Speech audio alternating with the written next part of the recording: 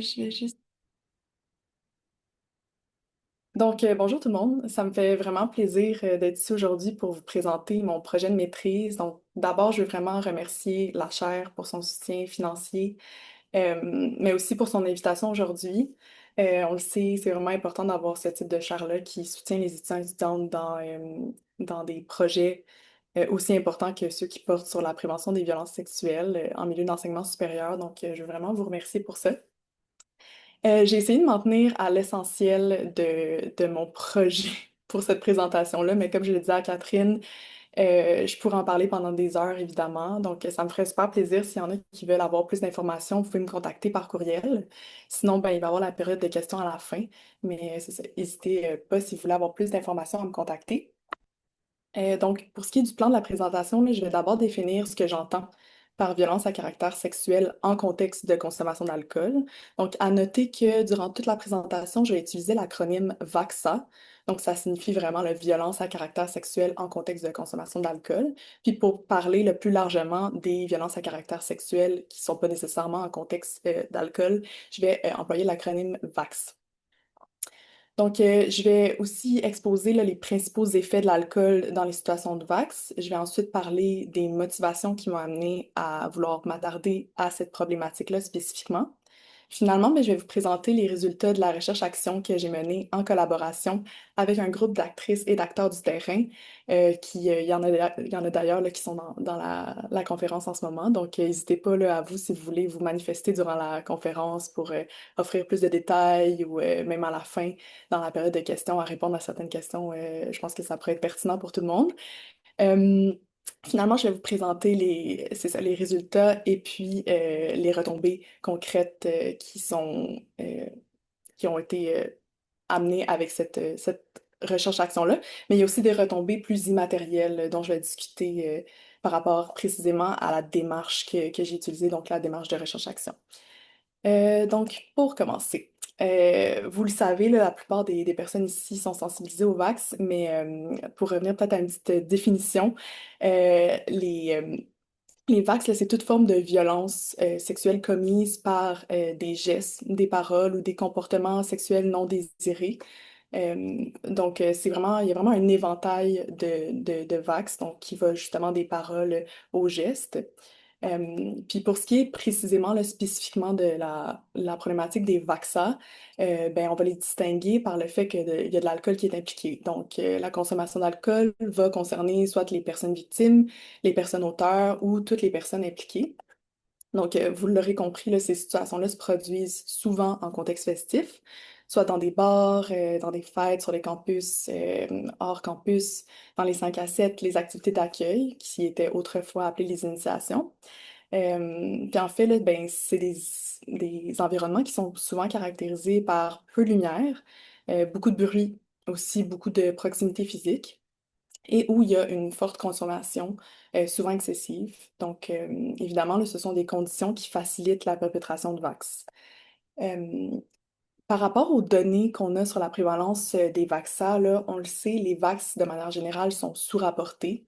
Mais on sait que la population étudiante postsecondaire, là, donc milieu collégio-universitaire, elle est particulièrement touchée par la problématique. Donc, dans la littérature, de manière générale, ce qu'on retrouve, c'est que les VAXA représenteraient le plus de 50% des cas, ou environ 50% des cas. Il y a aussi une étude canadienne, là, par exemple, qui portait sur des étudiants et étudiantes en milieu d'enseignement postsecondaire qui indiquait qu'une étudiante sur six, donc une étudiante sur six, affirmait avoir été victime de VAX dans un contexte où elle ne pouvait pas octroyer son consentement dû à une consommation d'alcool. Un autre élément important à rappeler, c'est que l'alcool, surtout consommé là, en grande quantité, ça peut avoir des effets sédatifs qui sont comparables à ceux du GHB, donc qui est trop souvent appelé là, la drogue du viol. Dans les faits, c'est plutôt l'alcool qui demeure la substance psychoactive la plus fréquemment impliquée là, dans les cas de VAX, incluant ceux qui touchent la communauté universitaire. Puis un fait qui peut sembler surprenant, que moi-même je ne connaissais pas avant, c'est que le modus operandi d'introduire, par exemple, une drogue dans les verres des personnes à leur insu, comme on peut le voir avec le GHB, mais ça se produit aussi un peu avec l'alcool, ce qui m'a surprise personnellement. En fait, c'est qu'on peut introduire plus d'alcool à l'insu d'une personne dans son verre. Puis on sait aussi qu'avec certains cocktails qui goûtent par exemple les fruits ou qui vont goûter moins l'alcool, ça se fait aussi beaucoup. Donc d'introduire plus d'alcool à l'insu de quelqu'un, c'est quelque chose qui peut se faire. Mais évidemment, il y a différents types de modus operandi pour mener à la perpétration de vaccins. Aussi, un autre élément important, c'est que les vaccins sont très peu rapportés à des ressources. Donc, on estime que le taux de signalement serait à moins de 3%, ce qui serait environ, là, selon les données que j'ai trouvées, 4 fois moins élevé que pour les vaccins de manière générale. Puis ce faible taux de signalement s'expliquerait en grande partie par le poids des victimes, donc des mythes autour de la parfaite victime, qui est celle qui devait être sobre, se débattre, se souvenir de tout. Donc on impose souvent aux personnes victimes de se rappeler de tout ce qui s'est passé. Puis on lui pose des questions comme est-ce que tu t'es débattu, tout ça. Donc, quand elles ne correspondent pas à cette image-là de cette personne victime qui est parfaite, qui aurait, tu sais, qui devrait s'être débattue, oui, comme je disais, puis d'avoir été sobre et tout ça, ben il y a une crainte de ne pas être crue. Donc, il y en a beaucoup qui vont garder le silence, qui vont même se blâmer elles-mêmes par honte. Euh, et d'ailleurs, il y a l'enquête SINU menée à l'Université de Sherbrooke, que sûrement beaucoup d'entre vous connaissez, qui a relevé la consommation d'alcool donc la consommation d'alcool au moment des faits, là, des vax, comme un motif de non-signalement là, pour plusieurs personnes victimes survivantes. Puis d'un autre côté, là, dans des situations où seules les personnes auteurs étaient en état d'ébriété, les personnes victimes survivantes vont aussi avoir une tendance plus élevée à déresponsabiliser les actes de ces personnes-là. Donc à justifier les gestes de violence sexuelle par leur consommation d'alcool. Donc, quant aux effets là, de l'alcool plus précisément, il y en a plusieurs. Ici, je tiens vraiment à préciser là, que ça signifie en aucun cas que l'alcool est le responsable de la situation. On le sait très bien, l'alcool ne mène pas directement à la violence, c'est plutôt une multitude de facteurs qui vont mener à la violence. Donc, pourquoi c'est important de parler d'alcool? Euh, L'alcool va jouer un rôle important dans la mesure où il peut modifier les situations de VAX. C'est-à-dire qu'il va interagir dans la façon dont les situations sont vécues, aussi perçues et reconnues. Donc, c'est un facteur de risque. Concrètement, il va avoir des effets physiologiques, mais aussi psychologiques. Donc d'abord, ça peut entraîner de la désinhibition, ce qui peut amener certaines personnes à agir différemment qu'en temps normal. L'alcool altère aussi le jugement, on le sait. Donc par exemple, certaines personnes vont prendre plus de risques que d'autres général en état d'intoxication. Il y a aussi la myopie alcoolique qui affecte notamment là, la vision, le traitement de l'information. Ça peut aussi mener au fait d'interpréter de manière erronée là, des intentions sexuelles ou de percevoir des signaux d'intérêt où il n'y en a pas. Ça va aussi affecter la capacité des personnes alentours, donc des personnes qui pourraient être témoins de situations de VAX, à repérer une situation problématique. Donc, évidemment, la probabilité qu'elles interviennent, donc pour freiner la situation. La consommation d'alcool exacerbe aussi le risque de trou noir, donc où la personne a aucun souvenir là, de la soirée ou quelques périodes d'absence de la soirée. Puis ces trous noirs-là sont encore plus communs pour les personnes victimes survivantes qui avaient consommé de l'alcool au moment des faits. Donc, on peut revenir à l'idée de la parfaite victime. C'est très difficile de correspondre à ce mythe-là quand on avait consommé de l'alcool. C'est pourquoi c'est vraiment important selon moi, de s'attarder sur la problématique spécifiquement là, des vaccins. Finalement, il y a aussi l'état d'incapacité qui rend impossible le consentement libre et éclairé, là. Donc, on va parler d'une personne qui est dans un état de confusion, voire un état même d'inconscience. Donc, encore une fois, très difficile de se débattre dans un contexte comme ça. Donc, je vous ai nommé les principaux effets, mais évidemment, il y en a d'autres, comme je disais. Ce qu'il faut retenir, c'est que ces effets-là augmentent les risques de violences sexuelles et sont souvent utilisés comme des excuses par les personnes auteurs pour justifier leurs actions. Donc, concernant ces effets-là, qui sont reconnus là, d'ailleurs comme des facteurs de risque associés à la victimisation de VAX, il y a certains programmes qui vont miser sur la prévention entourant la consommation excessive d'alcool, dans le but que les personnes connaissent leurs limites lorsqu'elles consomment.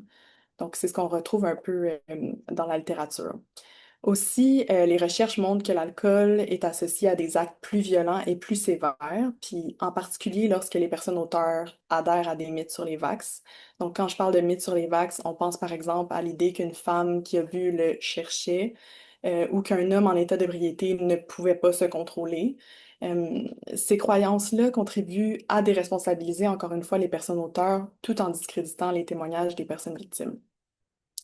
Donc, pour ce qui est maintenant des conséquences liées à la victimisation de Vaxa, elle se distingue aussi là, quelque peu de celles associées au Vax de manière générale. Donc, comme pour l'ensemble des Vax sont nombreuses, on le sait, mais la littérature montre qu'elles sont souvent exacerbées par l'implication de l'alcool. Donc, sur le plan psychologique, on retrouve de la honte, de la culpabilité, de la détresse, de l'isolement, des symptômes de stress post-traumatique.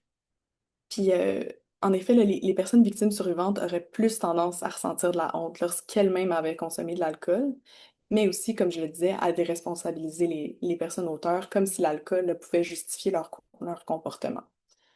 Vous êtes probablement pas sans savoir aussi que il y a des effets concrets là, sur la vie sociale, académique et professionnelle. Certaines personnes qui ont été victimes vont, par exemple, augmenter leur consommation d'alcool pour faire face à ces conséquences difficiles. Donc, comme on sait que la consommation excessive est un facteur de risque associé à la victimisation, ça peut évidemment augmenter le risque de revictimisation.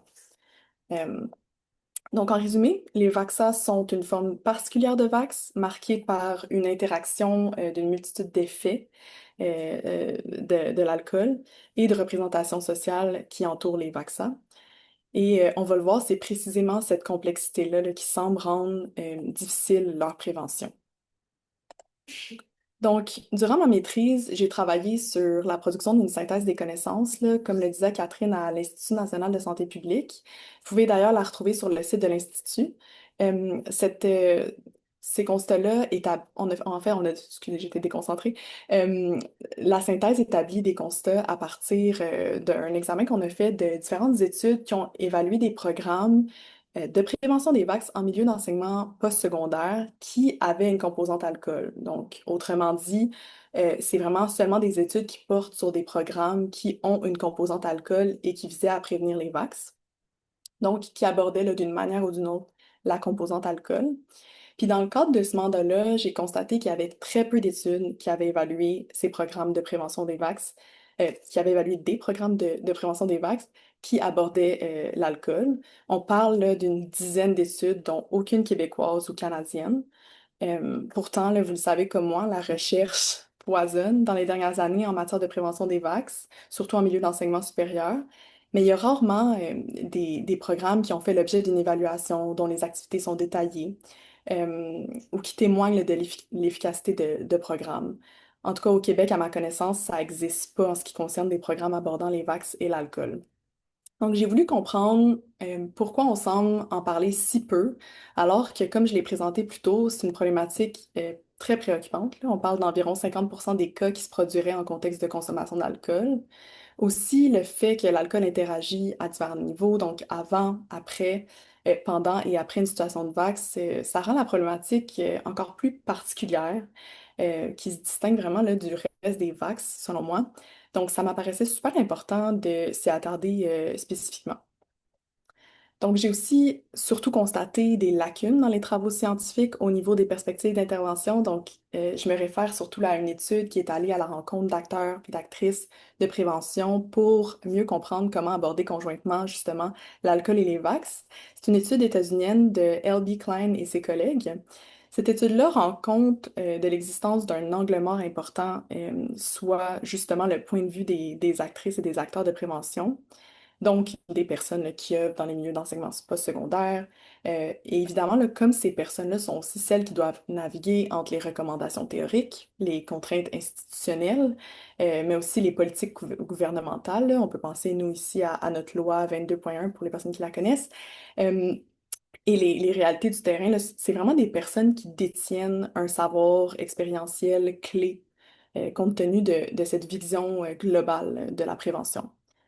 Et pourtant, leurs voix sont rarement mises de l'avant. Donc, c'est le constat vraiment que Klein fait de cette étude, c'est que les personnes qui interviennent en prévention des vax savent ne quoi pas dire ou faire en matière de prévention des vaccins, mais ne savent pas quoi dire ni faire. OK, je vais le dire autrement. En gros, on sait quoi éviter, on sait quel message éviter, on sait qu'il faut éviter de dire l'alcool mène à la violence. De toute façon, c'est erroné de dire ça scientifiquement. On sait qu'on doit éviter toute forme de blâme des personnes victimes survivantes, toute forme de déresponsabilisation des personnes auteurs, mais en réalité, on ne sait pas comment en parler. Puis, donc, il y a comme une peur d'aborder conjointement vaccin et alcool. Il y a une peur de parler des effets de l'alcool parce qu'on est toujours dans ce tabou, cette peur de reconduire du blâme des personnes victimes survivantes. Donc, Klein et ses collègues ont aussi développé un guide pratique pour aborder conjointement l'alcool et les vax dans une perspective de prévention. Je vais vous en parler un peu rapidement, là, mais ce guide aborde les différentes questions qui reviennent constamment dans la pratique des personnes intervenantes qui ont participé au projet. Donc, par exemple, que faire si toutes les personnes ont consommé de l'alcool? Le guide va, par exemple, nous amener à dire, ben, c'est important de rappeler que la responsabilité repose toujours sur la personne qui initie l'acte sexuel et le consentement doit être explicite. Il y a aussi des questions comme combien d'alcool faut-il pour être considéré comme en état d'incapacité à consentir? Puis là, en réalité, le guide nous dit, ben, la règle est simple, il faut considérer qu'une personne, quand elle semble incohérente ou désorientée, ben, n'est pas en mesure de consentir. Donc, c'est ça. Le guide incite sur le fait de rester nuancé, de contextualiser, tu sais, de vraiment rester nuancé toujours selon les contextes. Puis, en fait, s'il propose quelques messages à retenir qui sont super intéressants puis qui sont des pistes prometteuses, les repères en termes de pratique restent plutôt limités, là. C'est-à-dire qu'il y a peu de détails sur des activités à développer pour des personnes intervenantes, par exemple. Donc, bref, on comprend que si la question des vaccins est préoccupante pour l'ensemble de la société, elle prend une importance particulière dans le milieu universitaire, hein. On le sait, comme je l'ai dit avant, la population universitaire a plusieurs occasions de consommer dans différentes activités. Puis, ça fait que les étudiants et étudiantes sont à la fois plus susceptibles d'en être témoins, victimes ou auteurs. Donc, comme je le disais, il n'y a pas, à ma connaissance, d'études qui se sont penchées sur l'évaluation de programmes qui abordent spécifiquement les vaccins au Québec. Donc, c'est dans ce contexte que j'ai voulu aller à la rencontre des acteurs-actrices du terrain pour voir quelles sont leurs réflexions au sujet des vaccins, c'est quoi leur perception entourant la problématique, qui ont potentiellement là, un impact sur le fait de prendre en charge ou non la problématique dans leur travail. Donc, c'est précisément à partir du constat de Klein et ses collègues que j'ai voulu euh, ancrer ma question de recherche. Donc, ça me mène. Alors, la question de recherche est la suivante. Comment la problématique des vaccins en milieu universitaire est-elle perçue et prise en compte par des actrices et acteurs du terrain? Donc, mon projet visait vraiment à comprendre, à travers une démarche de recherche-action, comment des actrices et acteurs de prévention perçoivent la problématique des vaccins, quelles sont les thématiques qui leur viennent en tête lorsqu'on en parle, tout ça pour éventuellement identifier des pistes prometteuses qui pourraient améliorer les pratiques. Donc, tout ça était une idée. Vous allez voir si ça a amené à ça ou pas. Donc, j'ai mené cette recherche-action-là dans une perspective de sociologie de l'action et des organisations. L'idée étant de saisir là, ce qui façonne les pratiques, de faire un état des lieux sur la prise en charge des vaccins en prévention, de faire ressortir potentiellement des obstacles, mais aussi des leviers d'action pour les actrices et les acteurs au sein de leur institution, puis de mettre en valeur la collaboration entre le savoir issu du terrain et la perspective là, de mon côté qui était plus axée sur la recherche. Donc, j'ai choisi l'approche méthodologique de la recherche-action parce qu'elle ne cherche pas seulement à produire des connaissances, mais aussi à soutenir des pratiques sur le terrain. J'aurais beaucoup de choses à dire sur la recherche-action. C'est vraiment une approche méthodologique qui me passionne, mais je veux mettre l'accent sur le processus qui est marqué par des allers-retours constants. Donc, c'est vraiment un processus qui est itératif, donc qui évolue vers une amélioration en fait qui est constante. Donc, c'est-à-dire que les objectifs sont pas figés dès le départ. Ils peuvent évoluer au fil du projet en fonction des besoins exprimés par les actrices puis les acteurs. Puis cette souplesse-là, ben, ça permet d'assurer que la démarche reste pertinente et utile pour les personnes qui prennent part au projet. L'idée étant toujours qu'elles puissent ultimement mobiliser le savoir co-construit pour transformer leur pratique. Donc, on peut le voir ici dans les différentes étapes. J'ai donc proposé une problématique en leur parlant de l'article de Klein et ses collègues pour leur donner une idée en fait du projet que pourrait prendre, que la forme que pourrait prendre la recherche-action. Puis ensuite, ensemble, on a déterminé un objectif qui, au fil du temps, a changé, a évolué. On a aussi fait beaucoup de co-construction, d'évaluation. Je vais pas rentrer dans les détails par rapport à ça, ça prendrait trop de temps, mais si jamais vous avez des questions, ça va me faire plaisir plus tard. Donc, je continue. Alors, la recherche-action a été menée avec des actrices et des acteurs qui travaillent pour différents bureaux et services qui ont été référés par des conseillères du Bureau du respect de la personne de l'Université de Montréal. Donc, c'est ça, en fait, on était en tout 10 personnes qui occupaient différentes fonctions et responsabilités, donc en m'incluant, là, donc 10 personnes en m'incluant. Donc, c'est toutes des personnes qui travaillaient soit d'assez près ou près de la prévention des vax auprès de la communauté universitaire. Donc, l'ensemble des acteurs-actrices provenaient de l'Université de Montréal, sauf une personne qui vient du collectif social que sans doute plusieurs d'entre vous connaissez, là, notamment par leur formation pour l'accréditation Commande un Angelot. Donc, j'ai d'abord mené des entretiens individuels avec chaque membre. Ça m'a permis de recueillir de l'information sur leurs fonctions respectives, leurs responsabilités, mais aussi leur perception des vaccins, qui est la question de recherche. Je les ai aussi interrogés sur leur connaissance du sujet, sur la manière aussi dont la prévention est prise en charge, le cas échéant, là, par rapport au vaccin.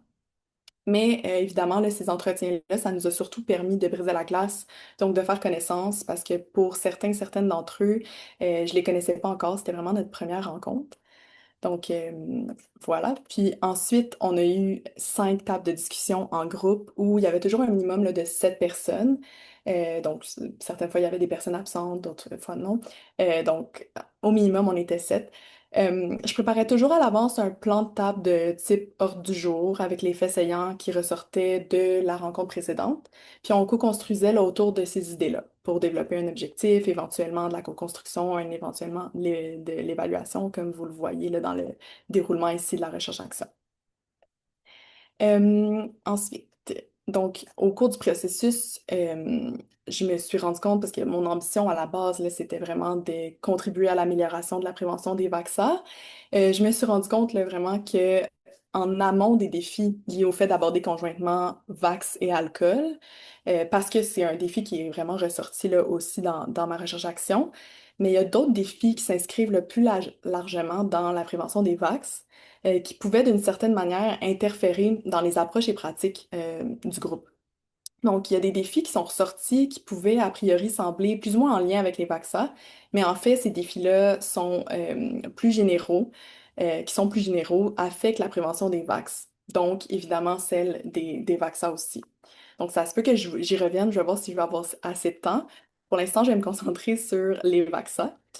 Donc, par rapport aux résultats du volet recherche, donc volet recherche de la recherche-action, donc par rapport à la question de recherche là, concernant les perceptions des vaccins, les actrices et acteurs avec qui j'ai collaboré ont décrit les vaccins comme une problématique délicate, aussi complexe, parfois floue, marquée par des décalages entre la théorie et la pratique, mais aussi par l'omniprésence de l'alcool dans la vie étudiante et par le défi d'aborder l'alcool dans ce contexte-là.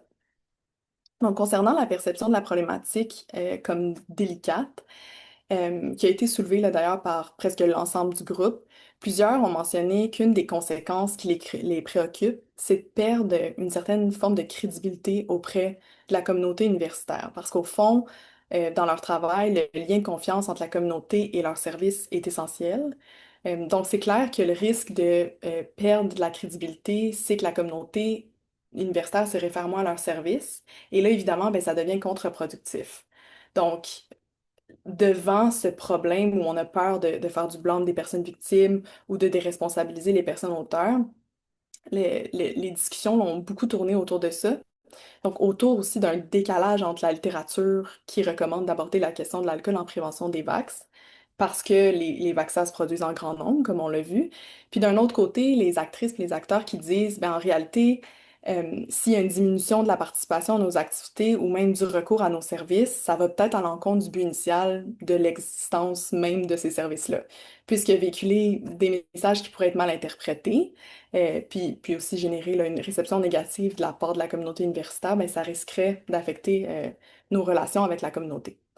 Euh, donc, dans cette optique-là, ben, il y a des acteurs, actrices qui me disaient, ben, on marche sur des œufs ou encore, là, j'ouvre les guillemets, là, c'est difficile de pas ouvrir la porte du victim blaming si on intègre la composante alcool, mais en même temps, c'est un raccourci de ne pas en parler, je ferme les guillemets. Euh, donc, c'est ça, les actrices reconnaissaient l'importance de s'attaquer à cette problématique-là, étant donné sa prévalence, puis c'était d'ailleurs une de leurs motivations là, à s'impliquer dans le projet de recherche-action. Mais tout comme le constatait Klein et ses collègues, aborder conjointement Vax et alcool vient avec des défis.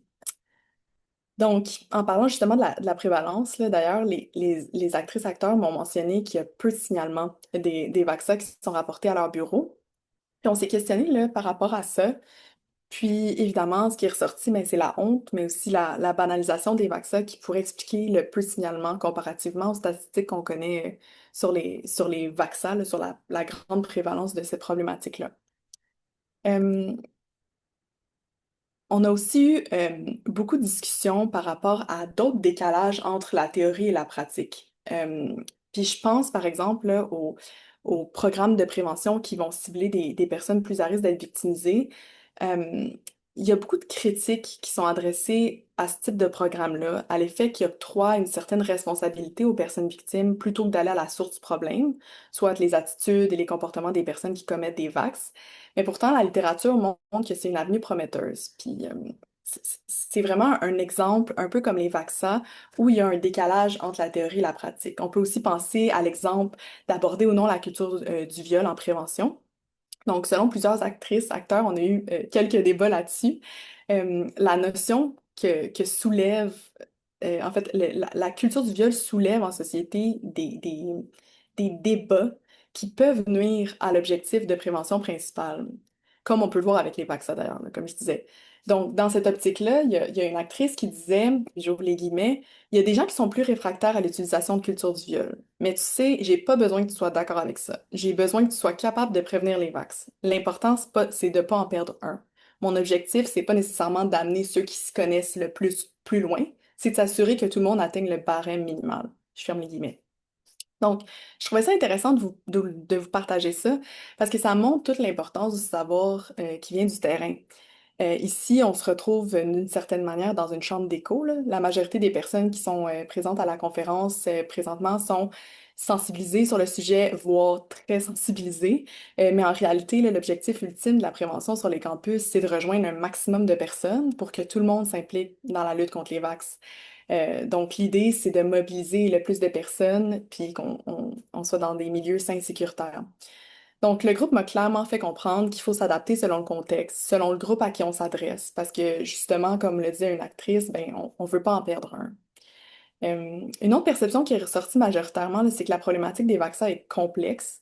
Ce que les acteurismes ont dit, on le sait que, par exemple, j'ouvre les guillemets, l'alcool a des effets sur la violence, ou encore, j'ouvre les guillemets, une personne en état d'ébriété ne peut pas donner son consentement éclairé, je ferme les guillemets. Donc, les actrices et les acteurs savaient tous ces éléments-là, mais en même temps, il y en a une qui disait, j'ouvre les guillemets, c'est compliqué parce qu'on dit que sous effet, le consentement n'est pas valide, mais dans les faits, c'est pas nécessairement comme ça que ça va se passer.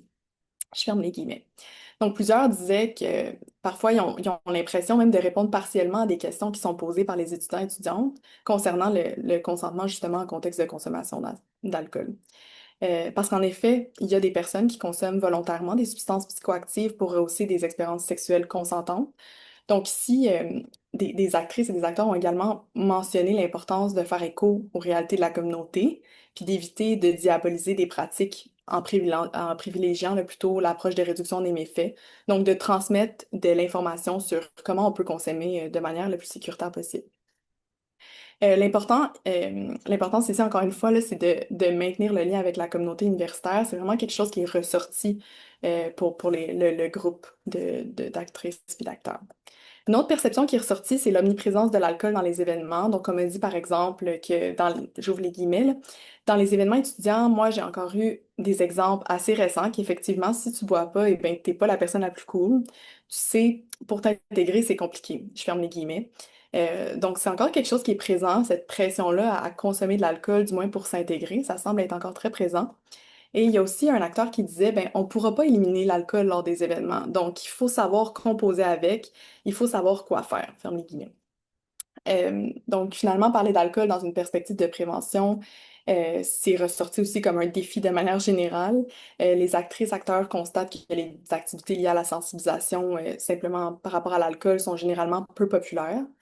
Euh, donc, c'est quelque chose aussi à considérer. Puis face à cette variété de contextes, puis à un manque de balises claires, le défi pour les actrices-acteurs semblait surtout se situer là, dans l'évaluation du consentement en contexte de consommation d'alcool. Donc, le fait est qu'on est au niveau de la recherche, là, il existe encore certaines zones d'imprécision sur la manière dont l'alcool affecte le consentement. Puis cette incertitude-là s'ajoute à la difficulté d'aborder le sujet. Parce qu'on veut évidemment pas faire d'erreurs, pas commettre de raccourcis douteux. Donc, tout ça, c'est des constats qui collent sensiblement à la littérature existante. Cependant, ce qui fait vraiment l'originalité là, du projet puis la pertinence, puis sa pertinence, c'est que les constats sont ancrés dans la réalité de travail de ces acteurs et actrices-là qui ont collaboré à la recherche-action. Donc, ça répond vraiment à des besoins du terrain.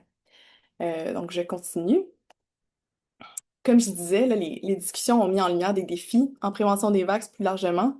Mais comme celui là, de rejoindre la population universitaire, mais aussi de capter l'attention lors des activités de sensibilisation, par exemple. Ça nous a amené à réfléchir à différentes stratégies qui pourraient être déployées pour rejoindre davantage la communauté universitaire, mais aussi pour susciter une plus grande participation lors des activités, tout en réfléchissant là, évidemment à la manière d'aborder conjointement les vaccins et l'alcool.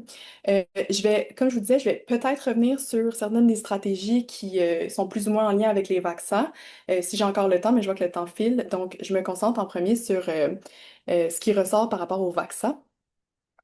Donc, le premier élément qui a été, qui ressort de nos discussions, c'est que, ben, quand on déploie des activités, ce qu'on pourrait faire, c'est s'assurer d'exposer nos préoccupations par rapport au risque de reconduire le blâme des personnes victimes survivantes ou par rapport au risque d'associer alcool et violence. Donc, d'exposer de facto, de dire aux gens, ben, attention, l'alcool seul ne mène pas à la violence. Attention, on n'est pas en train de dire que si tu as consommé de l'alcool, c'est de ta faute, tout ça. Donc, de l'exposer de facto.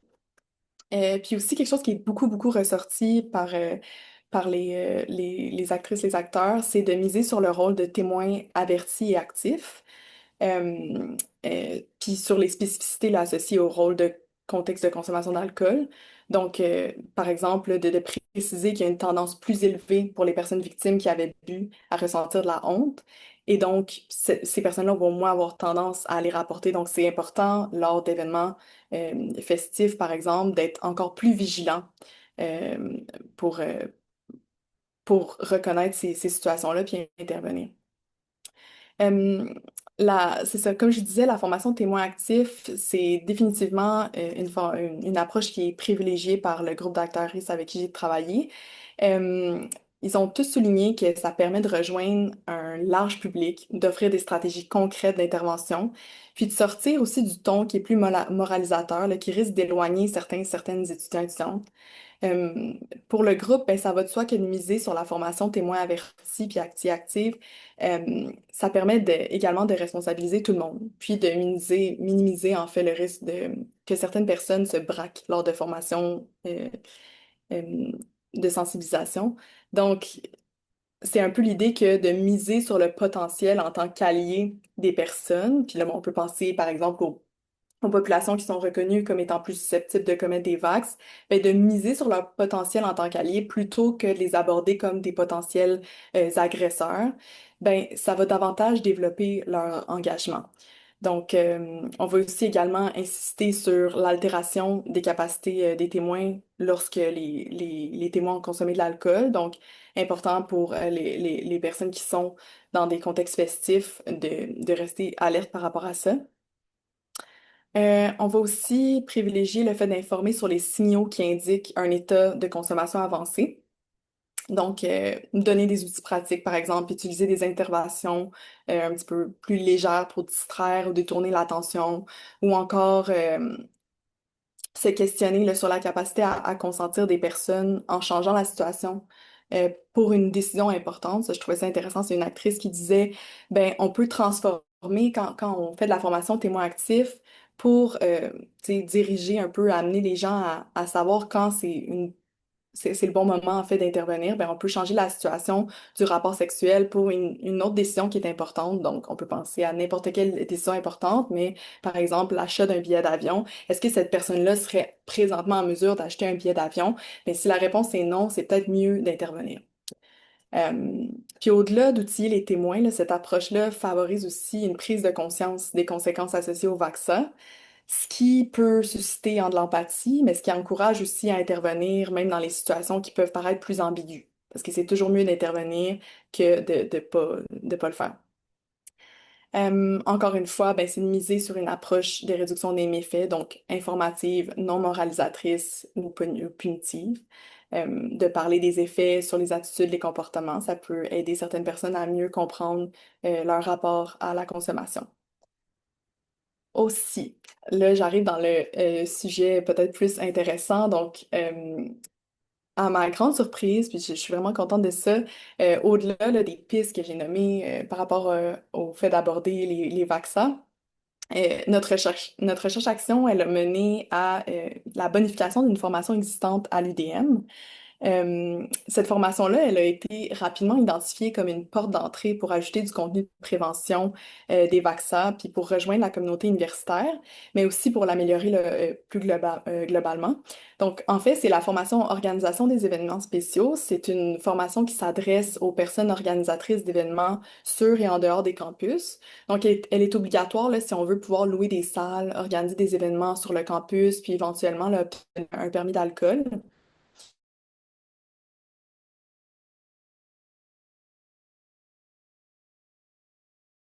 Et la FIC, qui sont trois. Il y a plusieurs personnes, en fait plusieurs membres de notre recherche action qui sont les animateurs, animatrices de la formation. Donc, ils sont en bonne posture pour connaître les besoins de la formation. Donc, c'est ça, à la suite de la recherche action, il y a eu quelques changements concrets qui ont été apportés, puis j'ai pu moi-même les observer là, parce que j'ai assisté à la formation à deux reprises, donc préalablement, puis après les changements. La formation obligatoire en ligne sur les VAX, donc la plupart d'entre vous, encore une fois, vous devez le savoir. En fait, depuis la loi 22.1, toutes tous les établissements d'enseignement supérieur doivent offrir une formation obligatoire. C'est extrêmement difficile de la rendre obligatoire pour différentes raisons, c'est-à-dire qu'elle est obligatoire dans les faits, donc on demande aux gens de la suivre, mais on ne peut pas s'assurer que tout le monde la suit. Donc, ce qu'on a pensé faire, c'est d'ajouter la formation obligatoire en ligne qui est pour tout le monde, l'ensemble de la communauté universitaire, qu'elle soit un préalable à la formation organisation des événements spéciaux. Donc, ça permettait en fait que les participantes arrivent déjà avec des connaissances de base. Le contenu a aussi été bonifié un petit peu. On parle désormais le plus explicitement de l'impact de l'alcool sur le consentement, mais aussi de la difficulté des personnes victimes à signaler dans un contexte de consommation d'alcool, et donc de l'importance d'être encore plus vigilant quand on est organisateur, organisatrice d'événements. Finalement, il y a aussi eu quelques petits changements par rapport au fait de rendre plus dynamique la formation. Donc, il y a des quiz qui ont été ajoutés. Il y avait déjà des mises en situation, donc où les participantes peuvent se questionner sur qu'est-ce qu'ils pourraient faire pour intervenir dans X situation. Puis, ben, ils ont fait quelques changements par rapport à comment la formation est donnée, en fait. Donc, les différents services sont plus ensemble. Ça évite là, de faire des répétitions, puis ça rend le tout beaucoup plus engageant, là. C'est vraiment intéressant parce que ces ajustements-là à la formation montrent que ben, la recherche-action, c'est pas arrêté à des constats théoriques. Au-delà des résultats là, tangibles qu'on peut voir ici, la démarche a eu des retombées aussi immatérielles qui, ben, à mon avis, sont porteuses. Puis j'espère que ça va pouvoir mener à d'autres changements dans le futur. Peut-être que les actrices, les acteurs qui sont présents présentement vont pouvoir nous partager un peu. Mais donc, j'ai identifié vraiment comme trois retombées immatérielles, j'ai essayé de faire vite, euh, c'est ça, qui sont des retombées plus réflexive, du moins durant la dernière table de discussion. Donc, comme je disais, on en a eu cinq. La cinquième table de discussion, j'ai voulu avoir un peu leur retour sur qu'est-ce qu'ils avaient pensé d'une telle démarche. Parce que, veux pas, ils se sont beaucoup impliqués, ça a mobilisé beaucoup d'heures quand même pour eux. Euh, Puis je voulais savoir qu'est-ce qu'ils ont pensé en fait de ça, puis qu'est-ce que ça allait amener dans leur pratique. Donc, je continue avec les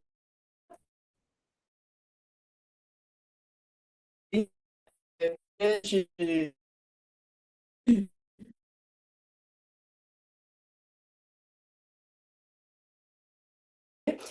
Donc d'abord, ça semble du moins avoir créé un espace de réflexion ancré dans leur réalité professionnelle.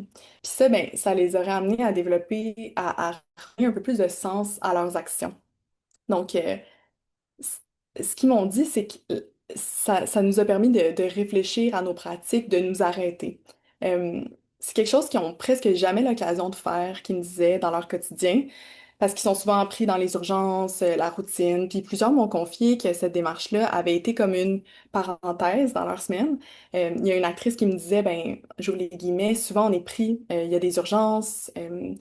C'est difficile. J'ai vraiment apprécié. C'était une belle petite parenthèse dans la semaine. Ça m'a permis de réfléchir à ce qu'on fait, à pourquoi on le fait, puis comment on pourrait le faire autrement.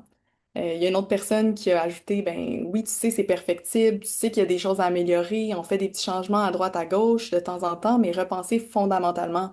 C'est quoi notre objectif ultime? Je trouvais ça intéressant parce que c'est ça, tu sais, des fois on peut appliquer les recommandations théoriques, euh, aller rapidement, tu sais, donner notre formation, même si elle est tout le temps à améliorer la formation, ben comment on peut penser différemment le contenu pour s'assurer de répondre à notre objectif ultime, puis pas juste à cocher des cases, en fait.